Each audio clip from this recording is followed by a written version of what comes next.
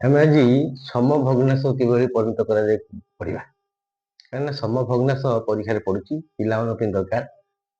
ଉଭୟ ଲବ ହରରେ ନିର୍ଦ୍ଦିଷ୍ଟ ସଂଖ୍ୟା ଗୁଣନ କରୁଛି ସମଭଗ୍ନାଂଶ କରିହେବ।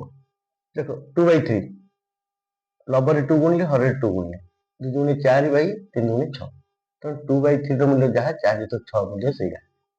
2/3 ଲବରେ 3 ଗୁଣିଲେ ହରରେ 3 ଗୁଣିଲେ 3 ଦୁଗୁଣେ 6 ବାଇ 3 3 9 6 ଭିତରେ 9। 4 ତ 5 2 ଗୁଣି ଦେଲି 8 ତ 10 ଉଭୟ ଲବହର।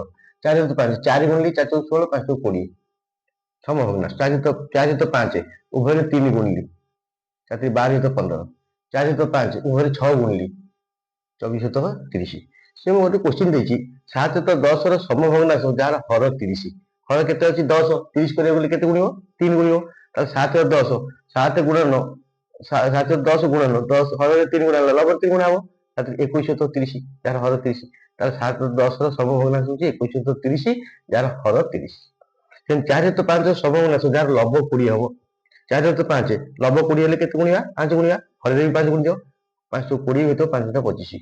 ତେଣୁ 20 ତ 25 4 ତ 5 ର ସମଭଗ୍ନାଂଶ ଯାହାର ଲବ 20। ତେଣୁ ଏଇଭଳିଆ କ୍ୱେଶ୍ଚିନ୍ ମଧ୍ୟ ପଡୁଛି। Thank you.